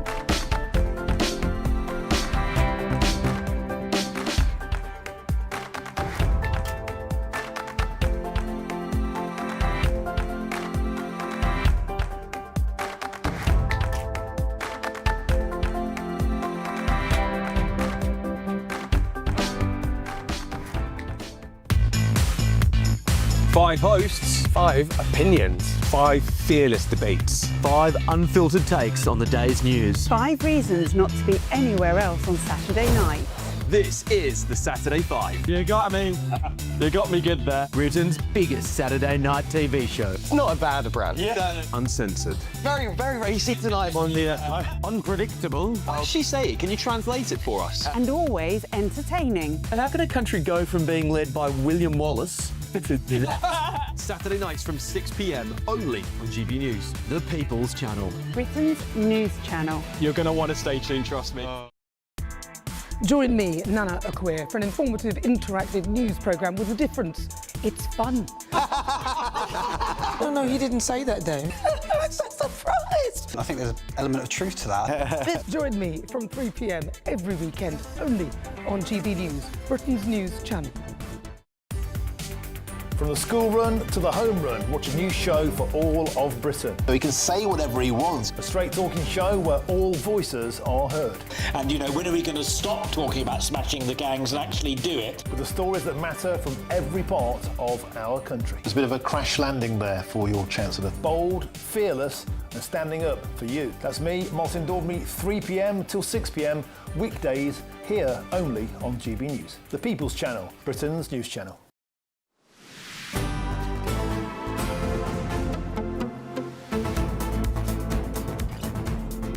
Good afternoon, Britain. It's 26 minutes past 2. Now, get this. An astonishing new poll from the Onward think tank has revealed that a sharp difference exists between what men and women consider to be the most important societal issues. Yes, so these days young women are more likely to prioritise Gaza, education and housing as the top 3 issues, whereas men are more concerned by immigration, crime and taxes. I think I must be a man. Or just not a young woman. I'm sorry to say it. How dare you! Well, shall we speak to the director of Onward, Sir Simon Clark? Hello. Simon, thanks for being with us here. I mean, a lot of people anecdotally have heard this, that young women are going, or young girls are sort of going for the Greens, young boys are going for reform. Yeah. But this is some data to sort of back that up. It is. So this is a poll of 5,000 young people, and if you drill down into the data set of what we're calling Generation COVID, the young men and women aged 16 to 25, exactly the pattern that you've just set out there is what we're seeing. So young men at that age, 31% are now inclined to vote reform. They're leading among young men. Among young women, Labour are ahead, but only by 2% over the Greens. And, you know, the Greens are on 25%. As you said, one of the top 3 issues for young women under 25 is Gaza. It's pretty extraordinary polling. I mean, it does show how that generation is just behaving differently to any other, and their politics are very different too. Do you think it's because I remember Holly Valance made that comment that she basically said that you're a left wing until you have to pay for a mortgage and all the other bits. And could it be partly the fact that young people are now not able to get on housing ladders, not able to do the things that the older generations could do, so they're not actually feeling the real cost of the economy when you're working and really having to put everything in? Your priorities completely change. I think that's exactly right. And, you know, the evidence that we've got from this polling is that among women, 36 is the age where what you might call sort of more normal concerns start to reassert themselves, in particular around the cost of housing. So, and you start to see politics changing too. So at that point, the Conservatives and Labour start to come much more back into people's minds. But among younger voters, it's really clear that the old parties have got a lot of work to do because, you know, it's driven by very different experiences. And I think you're right that the disillusionment that lots of young people feel is quite justifiable in some ways. We've created a society where it is very hard to be young. It's very, very hard to afford not just to buy, but to rent. It's very hard to find decent jobs because the Chancellor has frankly knackered the economy. There's not a lot going right if you're a 25-year-old today. But this is the really interesting thing, the male versus female way of viewing the world. And of course, this won't be true for every young woman, and it won't be true for every young man. But in the round, on average, it looks like young women are much more concerned about sort of emotional, heart-strung sort of things, you know, seeing a picture of a starving child in Gaza, that's the priority. Whereas young men perhaps taking a more hard-nosed economic look at things, caring about the economy, caring about crime. And in particular, caring about immigration. But this is sort of leaning into stereotypes, is it not? Well, I think in some ways it is, but if a stereotype can also be true, right? And if this is what the data is showing, and this is a pretty big polling sample conducted by a very serious pollster, JLP, I think we have to recognise that there is at least something in that data. And of course you're right. I mean, you know, 18% of women under 25 we found are going to vote reform, for example. So you are going to find young women on the right and you're going to find young men on the left. But the trend is clear that there is a divergence and it is seemingly based on gender. How much of this could potentially be a sense of indoctrination? Because the schools, to me, are now becoming more kind of left-leaning, peddling all sorts of gender stuff, you know, and non-binary and all this thing that in my age it was like, what? Can you not be a man or a woman? It doesn't make any sense. Well, I think there may be some role in that. I think, you know, we were talking just before I came on air about the role of things like TikTok as well, right? I think one thing you would say about 16 to 25-year-olds is they are a hyper-online generation. And some of this is about, you know, where you get your news, the forms it takes. And I think, you know, the extent to which Westminster risks talking past a generation is really clear from this data that, you know, and we assume that it will change when they get older, but maybe it won't, right? If this generation stay online, if they grow up in a world where buying a physical newspaper is something that, you know, your grandparents did, but you absolutely wouldn't think about, then actually it's a real challenge for everyone. It's a real challenge for your industry. It's a real challenge for my industry in the think tank world. It's obviously a real challenge for my former job as an MP. How do you connect with that generation? But also, it's a challenge for relationships, for marriage, for having children. I mean, if it's likely to be that the bloke and the woman in a relationship will have just completely different worldviews, are we going to have a sort of relationship crisis too? Uh-oh. Well, we better not. But the other interesting thing to that point is we found that single young men and women were particularly likely to be on the extreme. So single young men were particularly right-wing. That's probably and because single young women were particularly pro-green. That's probably because, but I think they'll all come around when they have to start paying bills and have to then deal with the government that they will have elected. And if it's Labour, good luck to them. Well, this is Good Afternoon Britain on GB News. Lots more still to come on today's programme. But first, let's get an update on those very latest news headlines with Sam.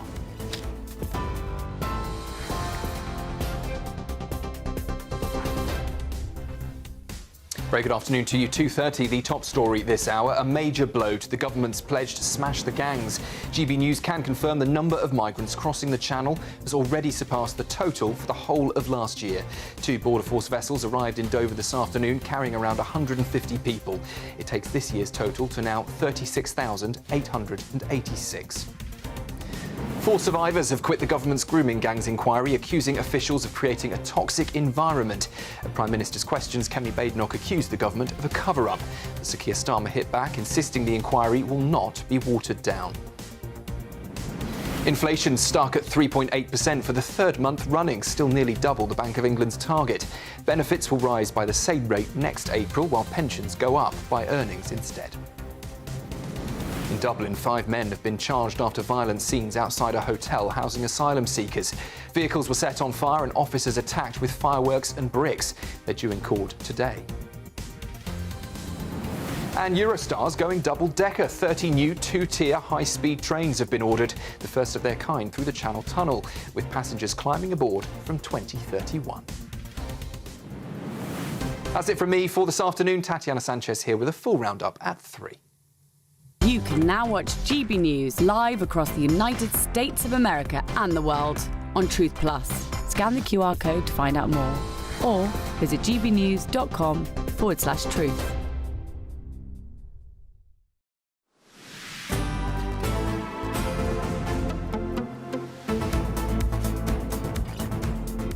Thank you, Sam. Lots more coming up on today's show.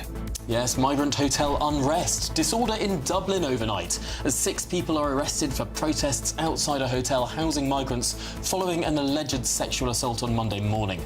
Our very own reporter Doogie Beattie was allegedly attacked by police reporting at the scene. We'll be joined by him next. And all of that and more to come. You're at GB News, Britain's news channel.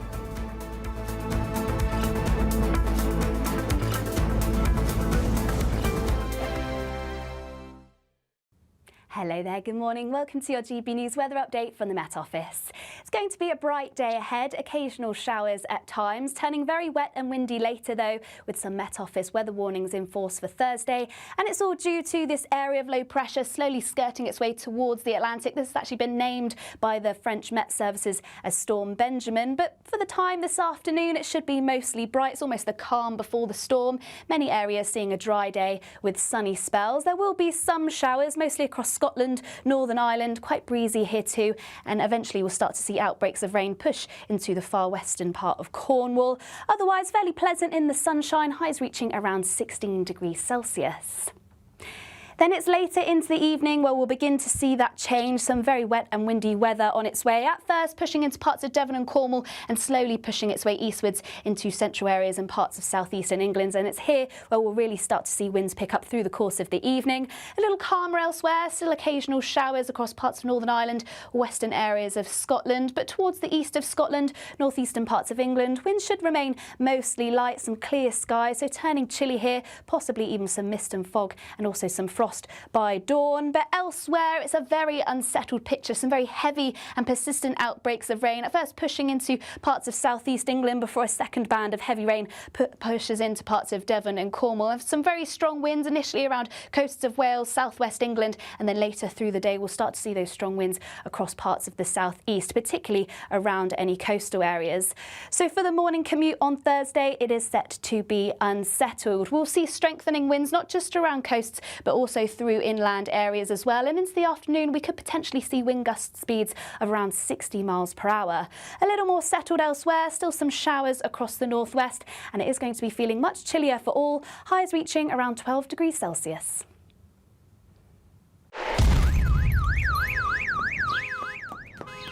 Crash Law 24 sponsors GB News Traffic and Travel Report. Good afternoon, this is the latest AI travel news from GBNews.com. The A725 northbound at its junction with the A8 in Shorehead is delayed due to a broken down vehicle. Motorists should use caution and allow extra time. In Warrington, a broken down vehicle on the M6 northbound between junction 20 and 21 has closed one lane. In Derbyshire, the A38 southbound between the A50 and A5132 is experiencing congestion with 10-minute delays. And on the trains, Great Western Railway services are disrupted between Bedwin and Reading, along with northern services seeing bus replacements between Corkickle and Whitehaven. For more travel news, go to gbnews.com. Crash Law 24 sponsors GB News Traffic and Travel Report.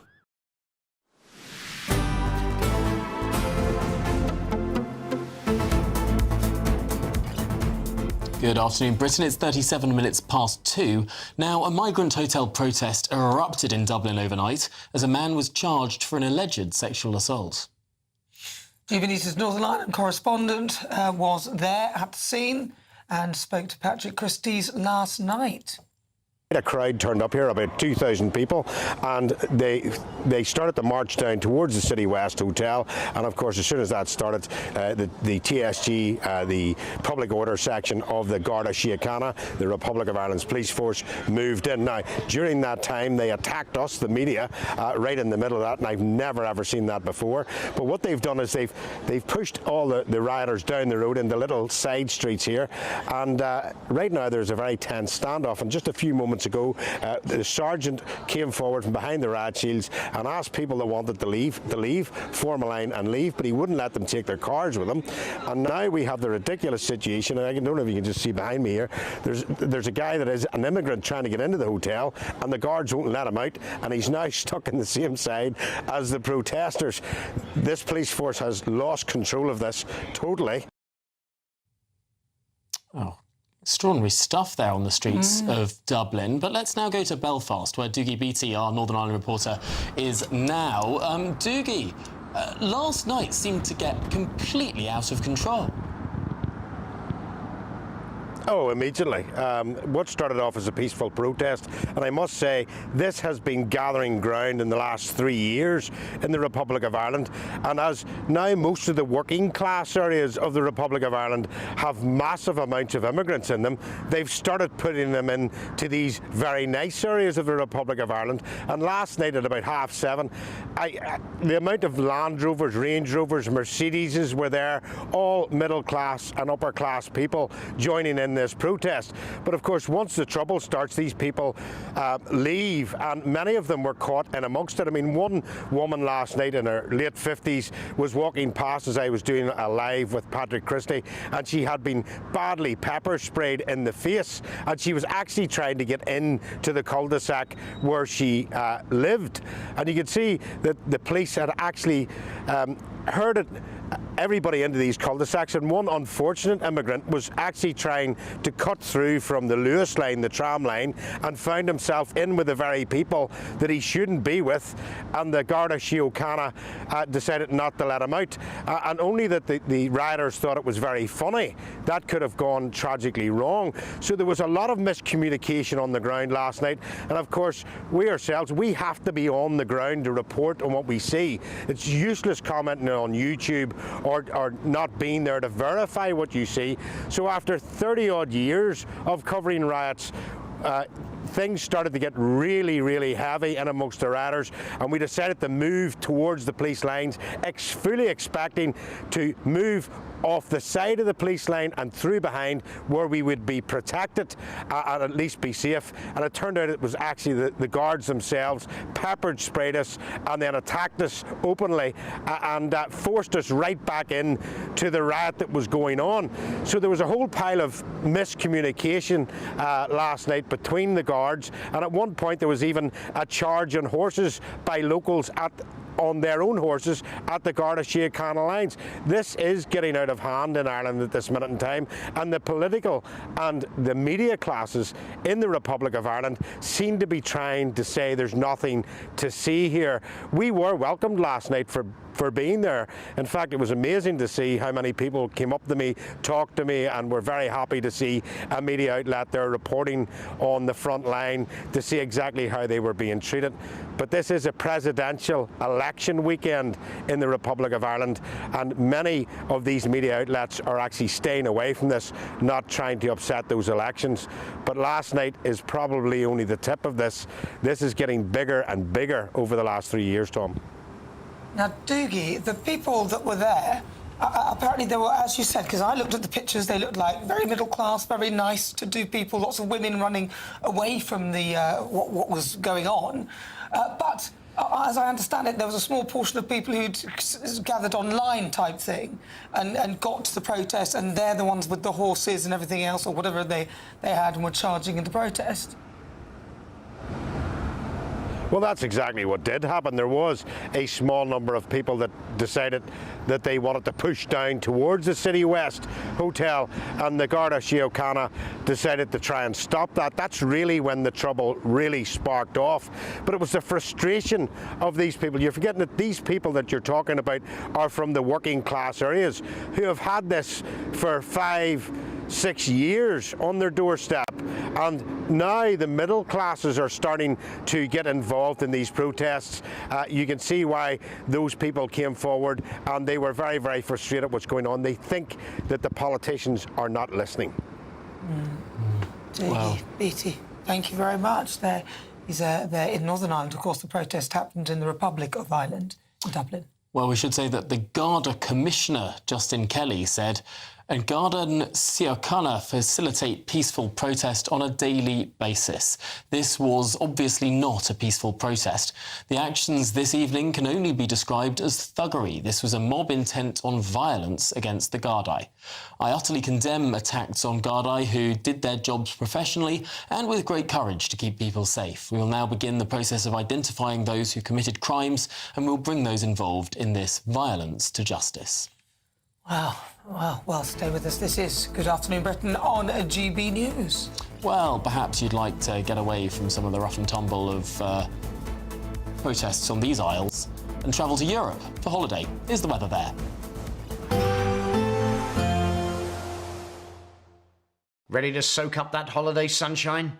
Won't we need some cover? No worries. All sorted. All Clear Travel Insurance sponsors GB News travel destinations forecast. Bad news if you're off on holiday for the half-term period. Northern parts of Europe, there's still plenty of unsettled weather. Some heavy rain, thunderstorms and also some strong gusty winds at times. Now through Thursday across much of Spain and Portugal, largely settled, though there could be some showers in places. The main area of the unsettled weather are going to be in parts of France, Germany, also Italy and parts of Greece, where we could see some quite intense showers, some thunderstorms and some strong gusty winds, particularly across France. More sunshine around on Friday before a return of the showers over the weekend. All Clear Travel Insurance sponsors GB News travel destinations forecast. Well, lots more coming up on today's show. The King and Queen today will begin their state visit to the Holy See, where the King will be the first British monarch to pray with Pope in 500 years. But is their trip being overshadowed by Prince Andrew? Well, all of that and much more to come. You're with GB News, Britain's news channel.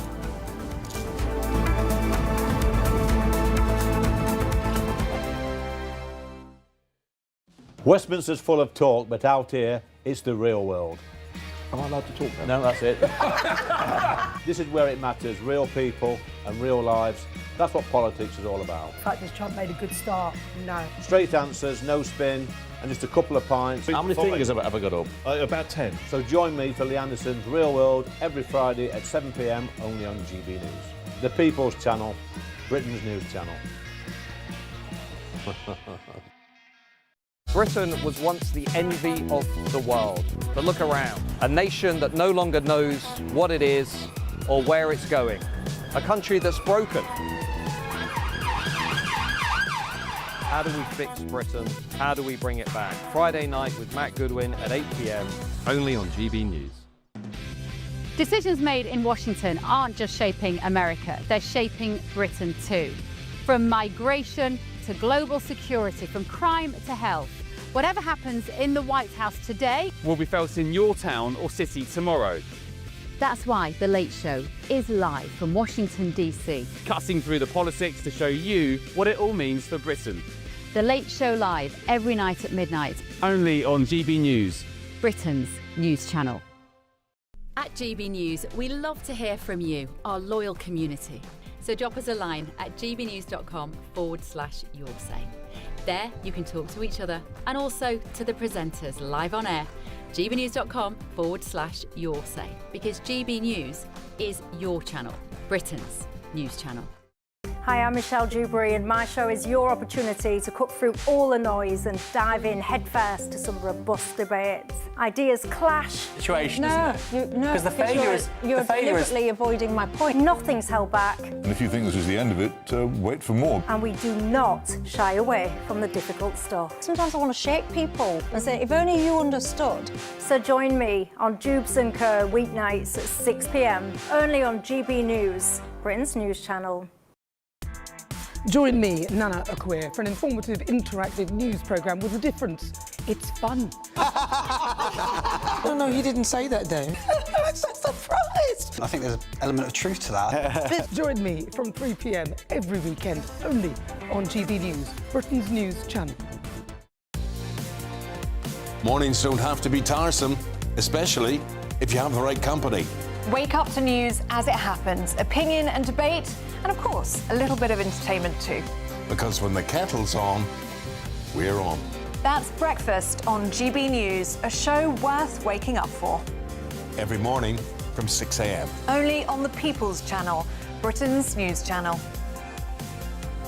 We'll spread the news, you spread the word.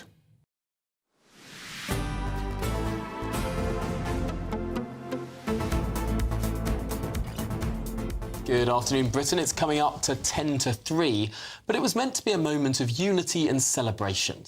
Yes, Their Majesties visiting the Vatican for the 2025 Jubilee year.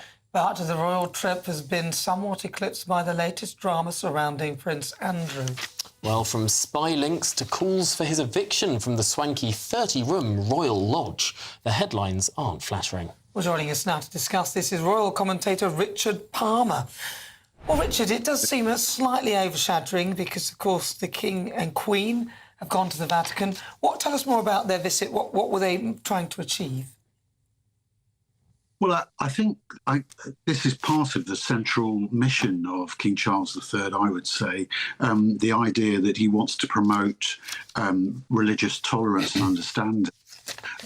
Both here in the UK and around the world, and he's got a long history of meeting popes. I mean, I think he met Pope John Paul II back in 1982 on the first papal visit to the UK, and he's always been a strong advocate of an ecumenical approach. So I think he, the Queen and their advisors will be hoping that attention switches to what's going on in the Vatican later on today and tomorrow. I fear it is still going to be overshadowed by the Prince Andrew affair, for want of a better phrase. And I suppose the only thing you can say is that attention now, at the moment, seems to be focused more on Parliament, doesn't it? On what's happening at Westminster. Is there a role for MPs for a select committee to investigate Andrew? But it's an historic occasion, this trip, and the King, I think, will relish the opportunity to strengthen ties between the Church of England and the Roman Catholic Church. Let's just focus in on Prince Andrew for a second, because, of course, while the King definitely wants to be talking about his meeting with the Pope, this historic first time, well, we keep saying in 500 years, but I can't find a record of a King of England ever having prayed with a Pope, particularly because, you know, once you get back farther enough in time, not many kings of England really left England all that often. But of course he wants to be talking about that. Prince Andrew is dominating. There is this sort of strange backwards and forwards between the palace and the government about whether or not titles should be touched. Can that line hold, that the prince maintains his titles, although agreeing not to use the Duke of York title itself? Personally, I don't think it can. I think there needs to be a firmer action. I'm not sure, at the moment, I'm not sure what will end this disaster for the monarchy, because we've been writing about this, we've been covering it on TV for 15 years, and we go through spells where for days, weeks, it's high up the news agenda, and then it goes away for a little while, then it comes back again. And they've taken so many different steps down the years to try to minimise the controversy.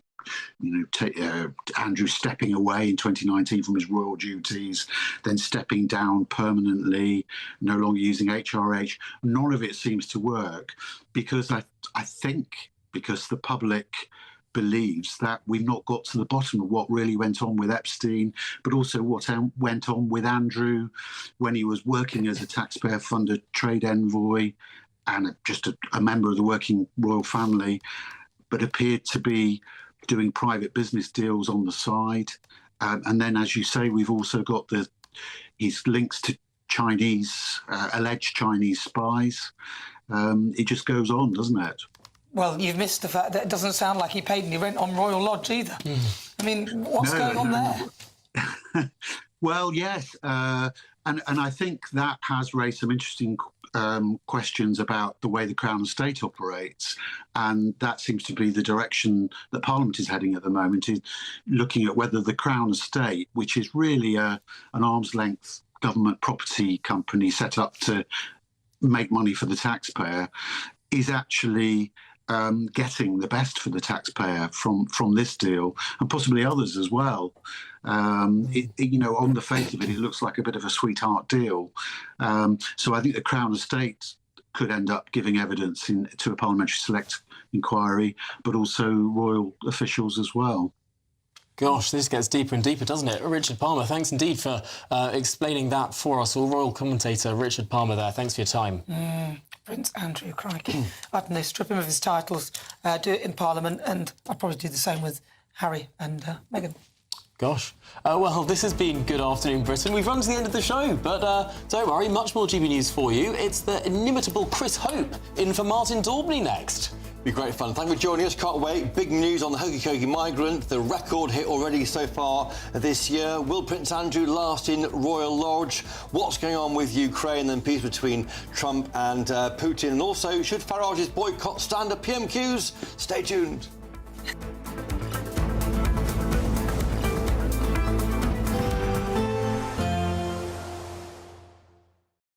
Today, clouds overhead.